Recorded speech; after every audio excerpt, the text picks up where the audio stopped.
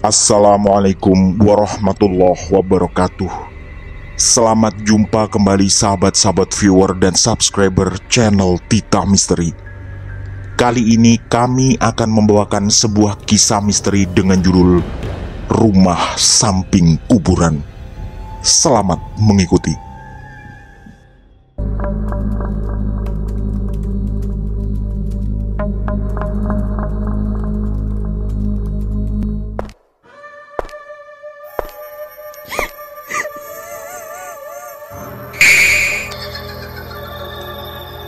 Jangan pernah mengikuti kisah ini sendirian.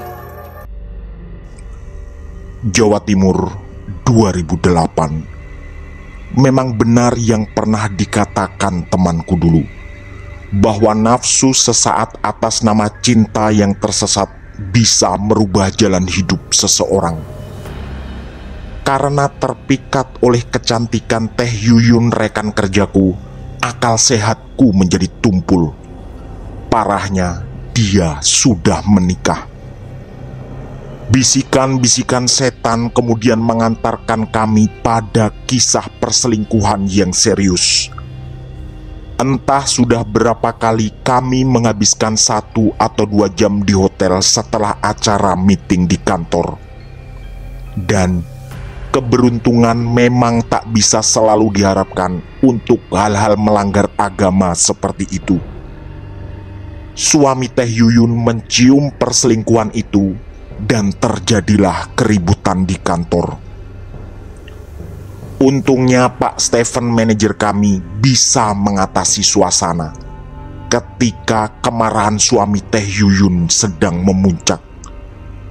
Keputusan pun diambil, dan akhirnya aku harus kehilangan pekerjaan karena dipecat dengan alasan pelanggaran norma berat.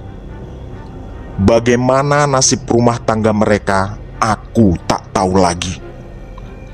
Kehidupan kemudian terasa sulit. Kehilangan pekerjaan ketika karir sedang bagus-bagusnya ternyata adalah tamparan berat bagiku. Sempat mencoba mencari pekerjaan lain di Jakarta, tapi selalu gagal. Sampai akhirnya 3 bulan kemudian aku pulang kampung ke Jawa Timur. Aku pun kembali menganggur dengan kondisi keuangan mulai menipis. Saat itulah kakak keduaku, Mbak Rahma, menawarkan sebuah pekerjaan sementara yang tak pernah terfikirkan. Kebetulan Mbak Rahma memang berwira swasta dan meminta bantuan untuk menjaga salah satu cabang tokonya yang akan dibuka di kecamatan yang tak jauh dari rumah. Kebetulan toko tersebut terletak di sebuah rumah lama yang juga merupakan peninggalan almarhum nenek kami. Karena merasa tak punya banyak pilihan, tawaran itu pun langsung kuterima. Tapi ada kendala lain. Ini adalah sebuah rumah yang sudah lama tak ditinggali dan berada tepat di sebelah makam keluarga. Mbak Rahma menyarankan agar aku tinggal di rumah itu untuk menjaga toko sekaligus bermalam di sana. Jujur, ada keraguan. Ketakutan sempat menghantui, terutama bayangan akan bangunan tua yang terletak di wilayah perkotaan dan sepi di malam hari itu. Ada kekhawatiran tentang aura mistis yang sempat menggoyahkan tekadku. Tapi lagi-lagi, kondisi keuangan yang mendesak memaksaku untuk menerima tawaran tersebut. Sebenarnya, persiapan mentalku tidaklah sepenuhnya matang. Sehari sebelum pindah, Mbak Rahma mengadakan selamatan dan doa bersama di rumah tersebut dengan mengundang tetangga dan kerabat dekat. Tentu saja ada harapan besar agar toko baru ini bisa juga sukses. Sambil duduk mengitari nasi tumpeng besar, doa-doa pun dilantunkan. Di tengah suasana khusyuk itu, perhatianku terarah ke sudut-sudut rumah yang menyimpan kenangan masa lalu. Bangunan tua ini warnanya mulai memudar dengan atap yang menjulang tinggi. Hal itu menciptakan kesan yang kian suram. Sarang laba-laba yang tebal di sudut tembok juga menjadi saksi betapa lamanya rumah itu dibiarkan dalam kesunyian. Setelah doa selesai, Mbak Rahma mengajakku menuju kamar yang akan kutempati. Ini adalah sebuah kamar cukup besar dengan kamar mandi di dalamnya. Seingatku, ini adalah kamar utama nenek sebelum beliau meninggal. Ruangan itu tampak gelap dan menyeramkan. Jendela sebagai ventilasi juga berukuran tidak terlalu besar. Dan jika jendela itu dibuka, pandangan akan disambut oleh sesuatu yang cukup menantang nyali, yaitu beberapa makam tua dengan pohon-pohon Kamboja di sana. Walau siang hari, keseraman sudah terasa. Mbak Rahma lalu mengingatkan untuk tidak menggunakan kamar mandi di dalam kamar itu karena keran dan saluran pipanya yang sudah rusak.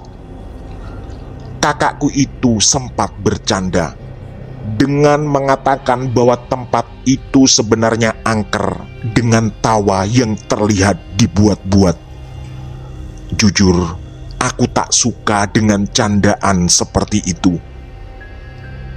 Dia lalu mengingatkan lagi tentang masa lalu bahwa ketika masih kecil kami sering main di sana, termasuk bersama Mas Nanang, kakak pertamaku yang kini tinggal di Sumatera. Setelah ditinggalkan oleh Mbak Rahma yang membereskan ruangan tempat acara doa tadi, aku duduk di tepi ranjang yang telah disediakan. Naluri lalu menuntunku untuk memandang sekeliling ruangan. Tiba-tiba terdengar suara kecil dari pintu yang terbuka sedikit. Mulai ada keterkejutan yang mengiringi rasa takutku. Ingatanku lalu menangkap bahwa tadi pintu itu tertutup. Rasa penasaran kemudian membawaku menuju kamar mandi dan mengintip ke dalamnya. Ruang itu terasa pengap dengan cat biru muda yang mengelupas di beberapa bagian. Selain itu, banyak terdapat kotoran tikus atau cicak dan sarang laba-laba. Tak ada ventilasi yang memungkinkan udara masuk dari luar.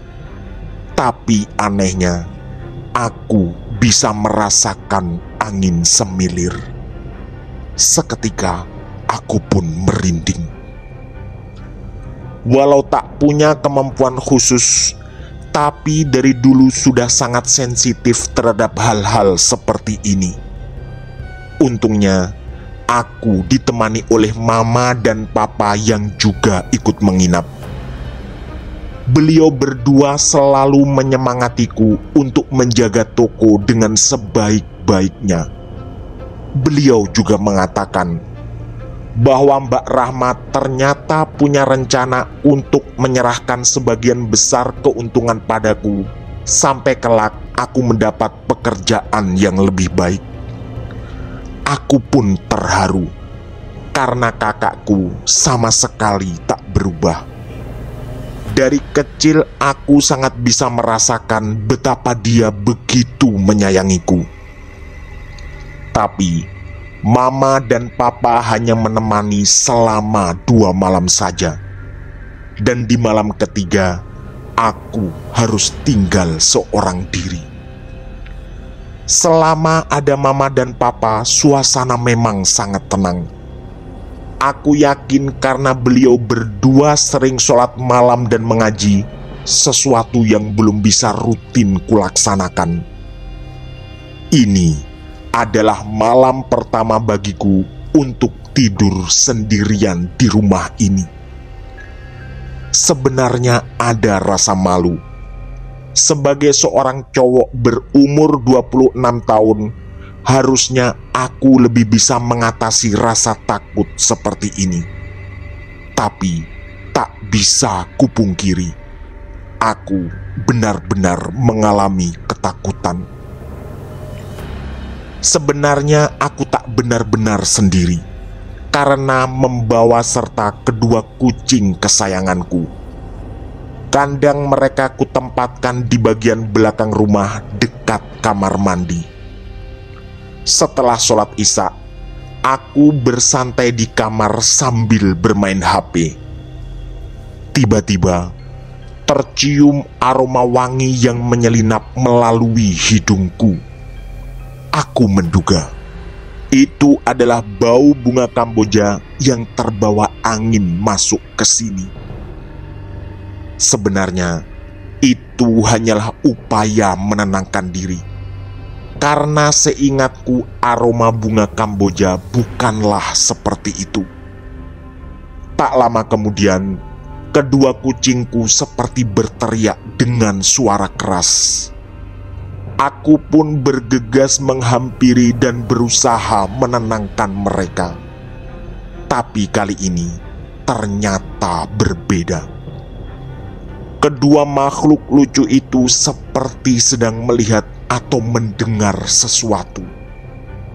Di sini, aku merasakan ada yang tidak beres, tapi memilih untuk mengabaikannya dan bersikap seolah tak terjadi apa-apa. Mungkin berpura-pura berani adalah cara untuk mengatasi rasa takut. Kedua kucingku terus mengeong dan suaranya makin lama semakin keras. Aroma wangi yang aneh semakin tercium dan kucing-kucingku bukan hanya mengeong, tapi suaranya berubah menjadi melengking dengan nada tinggi. Aku pun berusaha meraih tubuh salah satu kucingku yang kuberi nama Tommy. Dia adalah kucing jantan yang berbulu sangat indah. Tapi begitu kuraih tubuhnya ke dalam pelukanku, Tommy melihatku dengan tatapan aneh, walau suaranya mulai mereda. Kekhawatiran pun semakin kuat, terutama karena Tommy dan Kitty, kucing satunya, seolah melihat sesuatu yang tak tertangkap oleh indraku. Tak lama kemudian, aku merasakan ada bayangan hitam melintas cepat dari dalam toilet. Karena rasa takut semakin menguat, aku pun tak berani menoleh. Detak jantungku terasa cepat dan tak beraturan. Kulihat Tommy dan Kitty menoleh secara bersamaan. Terlihat mata mereka seperti memandang sesuatu, tapi mereka berdua tak bersuara. Tak lama kemudian, kucing-kucing itu bersikap seperti biasa lagi, seolah tak ada yang terjadi. Kali ini, dengan hati berdebar, aku memberanikan diri untuk menoleh. Lalu, kuintip lorong menuju kamar sambil melafalkan aneka doa dalam hati. Tak ada apa-apa yang terlihat. Entahlah, apakah tadi hanya halusinasi belaka. Yang jelas, mulai ada dugaan di hatiku bahwa mungkin penghuni lama di rumah ini sedang mencoba berkenalan denganku. Hari-hari berikutnya, gangguan masih terjadi. Tapi aku berusaha bersikap biasa karena menurutku tidaklah terlalu berbahaya. Entah berapa kali aku tiba-tiba mencium aroma wangi aneh atau sekelebat bayangan yang mondar-mandir. Juga terkadang suara pintu yang diketuk. Tapi lagi-lagi karena merasa tak punya pilihan lain, aku pun terpaksa membiasakan diri dan perlahan bisa mengatasi itu semua. Sampai suatu malam, sekitar minggu kedua aku tinggal di sana, tubuhku terasa begitu lelah. Tadi, toko pakaian milik Mbak Rahma yang kujaga memang lumayan ramai. Kebetulan sedang musim panen, sehingga banyak warga desa yang datang untuk membeli baju-baju baru. Rasa kantuk tiba-tiba datang begitu kuat, walau jam baru menunjukkan 8:30. Aku pun terlelap tak lama setelah membaringkan tubuh. Kemudian, entah setelah berapa lama tertidur, tiba-tiba terdengar suara air mengalir dari keran. Awalnya, aku mengira itu adalah suara hujan. Tapi, dugaan itu ternyata salah. Air itu dengan jelas terdengar berasal dari dalam rumah. Setelah bangkit dari tidur dan memposisikan tubuhku duduk, suara itu semakin jelas dan berasal dari arah kamar mandi dalam. Tentu saja ini sangat aneh, karena keran dan pipa di kamar mandi itu belum diperbaiki, dan aku selalu mandi di kamar mandi dekat dapur. Irama jantungku semakin tak beraturan. Dalam kondisi seperti itu, tak banyak yang bisa kulakukan selain diam dan berharap semua segera berlalu. Tak lama kemudian, terdengar suara lain seperti seseorang sedang mengambil air dengan gayung. Di telingaku, ini bukan suara mandi, melainkan seperti seseorang yang sedang mengambil air wudhu. Lalu terdengar lagi suara sandal diseret pelan, yang menambah suasana malam itu semakin mencekam. Ketakutan dalam hati makin tak terkendali. Ada keinginan untuk berlari keluar kamar, tapi aku tak yakin itu adalah solusi yang tepat. Tiba-tiba ada kejutan lain yang tak kalah menakutkan. Kaki kiriku ditarik dengan kuat. Tapi begitu semua kekacauan itu membuat penglihatanku pertajam, tak ada siapapun di sana. Juga tak terlihat apapun. Tubuhku semakin gemetar, dan lalu aku berusaha menenangkan diri dengan melantunkan aneka zikir dan doa, termasuk ayat kursi yang sering kali kubaca setiap kali merasa ketakutan.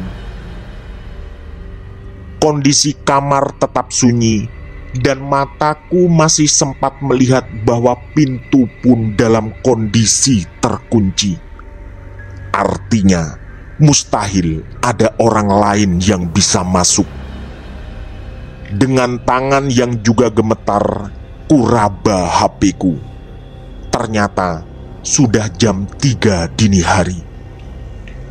Kemudian pikiranku teringat sesuatu, bahwa dulu rumah ini pernah ditempati oleh Om Anto, adik dari ibuku, bersama istri dan anaknya. Tapi mereka hanya bertahan selama beberapa bulan dan sempat bercerita bahwa ada banyak kejadian mistis yang memaksa mereka pindah rumah sebelum sekitar 4 atau 5 tahun lalu pindah lagi ke Bandung. karena Om Anto dimutasi ke sana oleh kantornya. Sejak saat itu, rumah ini tak pernah ditempati lagi.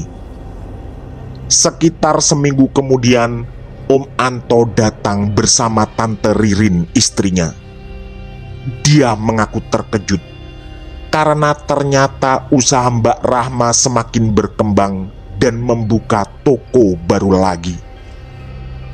Tante Ririn lalu masuk untuk melihat-lihat dagangan. Kemudian, entah siapa yang mengawali, obrolan kami kemudian menjurus ke hal-hal yang lebih serius, atau lebih tepatnya menakutkan. Awalnya, Tante Ririn menanyakan apakah aku termasuk orang penakut. Karena gengsi, aku pun menggeleng. Lalu, Tante Ririn bercerita panjang lebar. Dulu, pernah suatu malam ketika menidurkan Indri, anaknya yang ketika itu masih bayi, beliau mengalami kejadian yang sangat menakutkan. Karena lelah dan mengantuk, Tante Ririn pun ingin beristirahat. Dan tepat di kamar yang selama ini kutempati. Kebetulan Om Anto juga sudah tidur di sampingnya. Tak lama kemudian, tiba-tiba suasana kamar terasa sangat dingin dan pengap. Kata Tante Ririn, situasi terasa tidak nyaman. Karena kasihan melihat Om Anto tertidur nyenyak, rencana untuk membangunkannya pun dibatalkan. Lalu, suara jarum jam dinding terdengar keras dan tidak seperti biasanya. Tante Ririn mengaku berusaha tetap tenang, terutama karena ada sang suami di sebelahnya. Tak lama kemudian, terdengar suara ketukan keras dari arah kamar mandi dalam. Karena berulang dan makin keras, Tante Ririn terpaksa membangunkan suaminya. Tapi mungkin karena terlalu capek seharian, Om Anto tak kunjung bangun. Suara ketukan semakin keras dan berubah menjadi seperti seseorang yang menggedor paksa pintu itu dan ingin memaksa keluar. Lalu, entah kenapa pandangan mata Tante Ririn tertuju pada ventilasi kecil di tembok atas. Dan dengan sangat mengejutkan, di sana terlihat dua bola mata merah yang menatap sangat tajam. Tante Ririn yang merasa tak punya pilihan lain, lalu melafalkan semua doa yang terlintas dan menenggelamkan tubuhnya dalam selimut tebal. Perlahan, semua ketegangan terurai karena suara-suara itu tak terdengar lagi sampai pagi. Sontak, cerita Tante Ririn semakin memperkuat dugaan dan keyakinanku bahwa ada penghuni lain di rumah ini yang bisa jadi merasa terganggu dengan kehadiran manusia. Ada cerita pula, yaitu dari beberapa tetangga, bahwa di malam-malam tertentu tercium aroma wangi yang sangat kuat, terutama dari arah kamar yang kutempati. Kata mereka, aroma yang paling sering tercium adalah wangi melati. Karena aku dan Mbak Rahma masih kecil ketika nenek meninggal, tak banyak yang kutahu tentang kebiasaan beliau. Dari ketiga bersaudara, hanya Mas Nananglah yang paling punya kenangan dengan nenek. Maklum, umurnya berjarak cukup jauh, yaitu sekitar 10 tahun di atas Mbak Rahma yang 2 tahun lebih tua dariku. Setelah menceritakan itu, topik pun langsung dirubah. Tante Ririn kemudian mencandaiku dengan bujang lapuk dan menyarankan untuk segera mencari pasangan yang serius. Aku pun hanya tersipu malu, sambil dengan bercanda pula meminta beliau mencarikan mojang Bandung yang terkenal cantik-cantik. Malam harinya, rasa takutku semakin kuat. Ada penyesalan kenapa tadi aku mengaku bukan orang yang penakut. Karena jika aku mengakuinya, mungkin Tante Ririn tak sampai membuka cerita tentang pengalaman menakutkannya beberapa tahun lalu. Sebelum tidur, untuk mengurangi ketegangan, aku pun berkunjung ke rumah Mas Hendro yang berada tepat di sebelah toko dan beberapa hari ini menjadi cukup akrab denganku. Lagi-lagi, dia menanyakan apakah aku termasuk orang yang penakut. Dan konyolnya, aku lagi-lagi juga menjawab tidak. Rupanya rasa gengsi cukup kuat menguasai diriku. Alhasil, dia pun membawa cerita yang tak kalah menakutkan. Entah bagaimana awalnya, cerita yang tadinya tentang sepak bola lalu berubah menjadi hal-hal gaib. Katanya, sekitar 2 bulan lalu Mas Hendro punya pengalaman aneh. Ketika itu malam Jumat, dan Mas Hendro ingin mengangkat jemuran bersama istrinya. Kebetulan tempat mereka menjemur pakaian tepat di belakang rumah nenek yang memang cukup luas. Ketika perlahan mengangkat pakaian satu persatu, tiba-tiba dia merasa dilempar dengan batu kecil. Begitu dia menoleh, tak terlihat siapapun. Dia pun melanjutkan mengangkat jemuran. Tiba-tiba terdengar suara tawa dari arah bekas kandang ayam tepat di bawah jendela kamar nenek yang selama ini kutempati. Kemudian, kata Mas Hendro, firasatnya mengatakan bahwa ada seseorang yang bersembunyi di balik pohon mangga besar tak jauh dari sana. Begitu Mas Hendro berusaha mempertajam penglihatan, tampaklah sesosok tinggi besar dengan bulu yang sangat lebat berdiri di sana. Karena istrinya sudah masuk duluan, Mas Hendro lalu berlari menyusulnya dan meninggalkan jemuran yang belum diangkat. Bersamaan dengan itu, tercium aroma wangi melati yang sangat kuat. Meski ceritanya membuat bulu kuduk merinding, tapi Mas Hendro lalu tertawa terbahak-bahak. Katanya, dia merasa konyol ketika itu. Dari cerita Tante Ririn, Mas Hendro, dan beberapa tetangga, aku punya sebuah analisa. Ada kesamaan di sana, yaitu aroma melati yang sangat kuat. Sedangkan aku, walau beberapa kali mengalami gangguan, tak pernah mencium aroma melati. Yang pernah kualami adalah terciumnya aroma bunga Kamboja atau wangi aneh yang jelas sekali bukan melati. Di sini aku menduga sekaligus menghibur diri bahwa gangguan yang kualami memang termasuk kelas ringan karena tak pernah disertai aroma melati. Entahlah apakah dugaan dan analisaku benar. Selama sebulan tinggal di rumah toko Mbak Rahma, gangguan-gangguan gaib mulai jarang terjadi. Mungkin karena aku semakin lama semakin tak peduli pada hal-hal seperti itu. Setiap kali ketakutan, aku memang selalu menekankan dalam hati tentang kebutuhan keuangan, sehingga pikiranku lebih mengarah ke sana.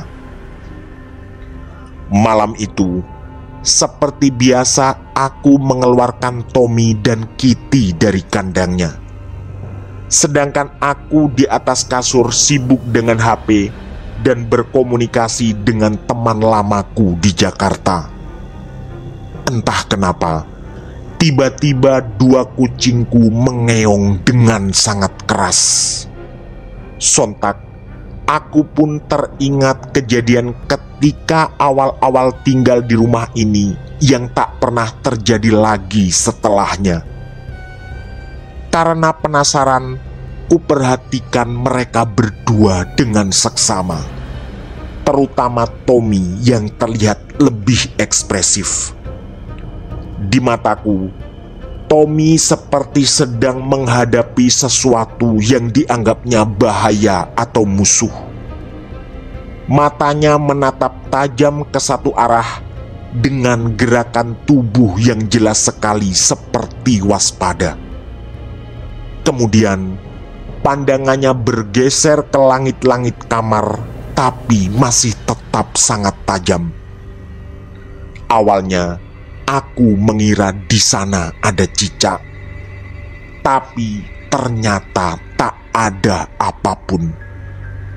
Meski aku memanggilnya, tatapan Tommy tetap terfokus pada langit-langit kamar. Bersamaan dengan itu, hidungku menangkap sesuatu, yaitu aroma wangi melati yang makin lama makin kuat. Spontan, aku pun teringat pada cerita Tante Ririn dan Mas Hendro, juga beberapa tetangga yang punya kesamaan, yaitu tentang aroma bunga melati. Keberanian yang selama beberapa minggu ini terpupuk terasa runtuh seketika. Ada kekhawatiran kuat akan terjadi sesuatu yang lebih menakutkan malam ini. Dugaan itu sepertinya memang menjadi kenyataan. Tiba-tiba terlihat bayangan hitam melintas. Tak sama dengan yang pernah kualami, kali ini terlihat sangat jelas dan gerakannya tidak secepat dulu. Otakku lalu mengingat satu nama makhluk halus yang sering disebut, yaitu genderuwo.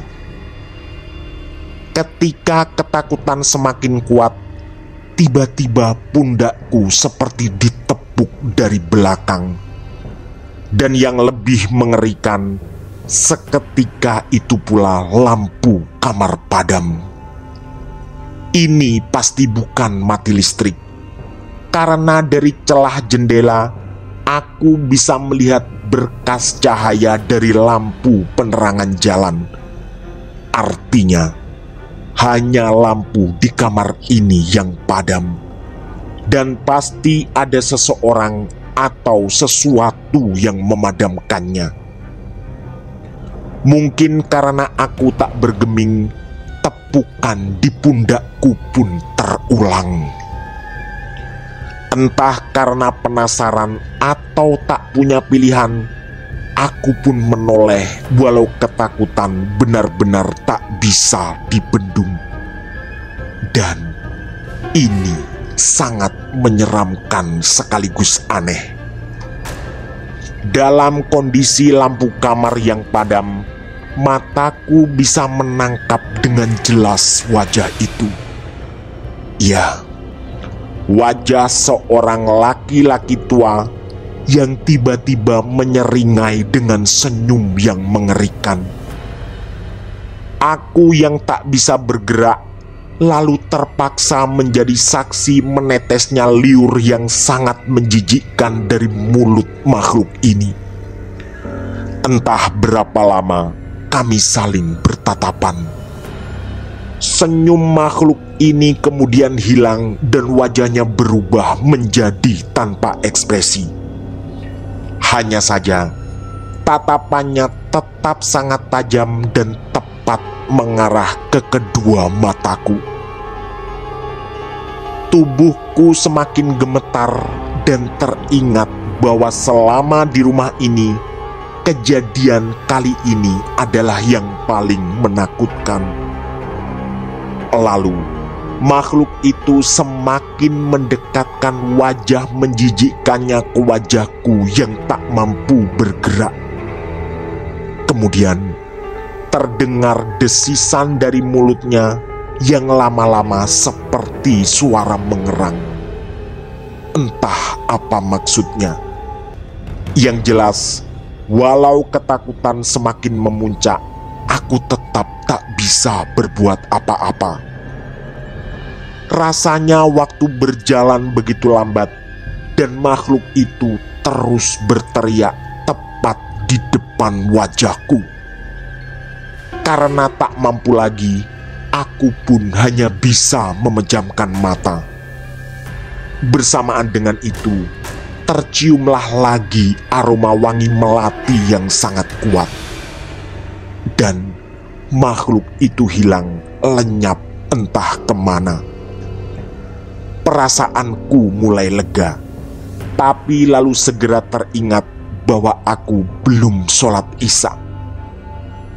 Setelah bergegas ke kamar mandi dekat dapur untuk wudhu, aku pun kembali ke kamar dan menghamparkan sajadah. Walau takut belum benar-benar hilang, tapi ada keyakinan kuat bahwa makhluk apapun tak akan bisa mengganggu ketika aku dalam posisi sholat. Setelah sholat dan memanjatkan aneka doa, telingaku menangkap lagi suara seperti tadi. Hanya saja terdengar seperti mondar-mandir di luar rumah yang mungkin dia tak bisa masuk. Bersama segenap sisa keberanian, aku pun mengisi malam itu dengan mengaji. Setelah menghabiskan 1 juz, aku tetap tak merasa mengantuk. Akhirnya, aku duduk di lantai sambil menikmati rokok. Suara tadi tak terdengar lagi, dan perlahan ketenangan mulai terasa. Ketika pagi tiba sebelum membuka toko, tiba-tiba aku terfikir sesuatu.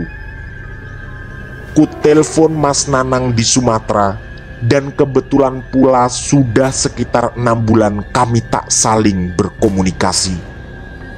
Awalnya tentu dengan saling bertanya kabar, dan Mas Nanang terkejut ketika mendengar Mbak Rahma membuka toko di bekas rumah nenek dan aku yang menjaganya. Di tengah-tengah obrolan, aku pun bertanya pada Mas Nanang tentang nenek yang mungkin belum ku ketahui. Kata-kataku sengaja ku beri penekanan lebih agar terkesan sangat serius. Disitulah Mas Nanang bercerita bahwa dulu konon nenek adalah seorang yang punya kemampuan tentang hal-hal gaib, yang kabarnya kemampuan itu diwarisi dari kakek yang sudah meninggal ketika Mas Nanang bahkan belum lahir. Lalu ada informasi yang benar-benar baru bagiku, bahwa kakek dan juga nenek konon pernah semacam punya musuh, yaitu seorang tua yang dicurigai mempunyai ilmu hitam semacam santet dan tinggal tak jauh dari sana. Orang itu Mas Nanang sudah lupa namanya, tapi meninggal sekitar 2 tahun sebelum kematian nenek. Mas Nanang juga mengatakan bahwa mama dan papa pasti tahu juga, tapi mungkin sengaja tak menceritakan padaku. Selain itu, kata Mas Nanang, nenek punya kebiasaan unik, yaitu menaburkan kelopak-kelopak melati di atas sajadah setiap kali mau sholat. Alasan beliau adalah sebagai pengganti parfum, agar sajadahnya wangi, dan kebetulan nenek memang sangat menyukai aroma melati. Sedangkan orang yang menjadi musuh nenek tadi konon pula punya semacam kelemahan, yaitu tak bisa mencium bunga melati. Kata Mas Nanang lagi, dulu kalau ada tetangga yang mendapat serangan gaib dari orang itu, maka kakek atau neneklah yang dimintai bantuan. Di sini, aku lalu berusaha menghubung-hubungkan kejadian menakutkan yang pernah kualami, terutama tentang aroma melati. Mungkin yang kualami tadi malam bisa menjadi semacam gambaran bahwa genderuwo itu adalah perlambang kekuatan jahat yang lalu menghilang setelah tercium bau melati yang menjadi kesukaan nenek dan selalu ditaburkan sebelum beliau sholat. Entahlah apakah analisa ini benar. Yang jelas, telepon lalu diakhiri karena Mas Nanang mau mengantar anaknya sekolah. Siang harinya, aku merasa mendapat durian runtuh. Jimmy, salah satu temanku di Jakarta, menelpon dan memberitahu bahwa ada lowongan pekerjaan yang bagus. Katanya, dia bisa membantu karena manajer HRD di perusahaan itu adalah pamannya, dan kebetulan sedang mencari karyawan baru karena ada salah satu bawahannya yang resign karena mau menikah dan pulang kampung ke Semarang. Begitu sore harinya Mbak Rahma datang, aku pun menceritakan hal itu. Mbak Rahma terlihat tersenyum dan mengaku merasa senang aku mendapat pekerjaan lagi. Dan ternyata dia punya seorang cadangan untuk menggantikan posisiku, yang memang sudah dipersiapkan untuk bekerja kapanpun aku mendapat pekerjaan baru. Dan semuanya berlangsung begitu cepat. Pekerja yang dimaksud ternyata adalah seorang laki-laki yang sudah berumah tangga dan salah satu kenalan dari Mas Gindi, suami Mbak Rahma. Saat itu juga dia ditelepon dan langsung datang. Semua lalu diatur dan malam itu juga laki-laki yang bernama Nizar itu disuruh menginap di rumah nenek. Karena belum membawa istrinya, dia pun menemaniku tidur di kamar. Dan alhamdulillah malam itu terlewati dengan aman. Keesokan harinya, aku berpamitan pada mama, papa, Mbak Rahma dan suaminya untuk segera berangkat ke Jakarta.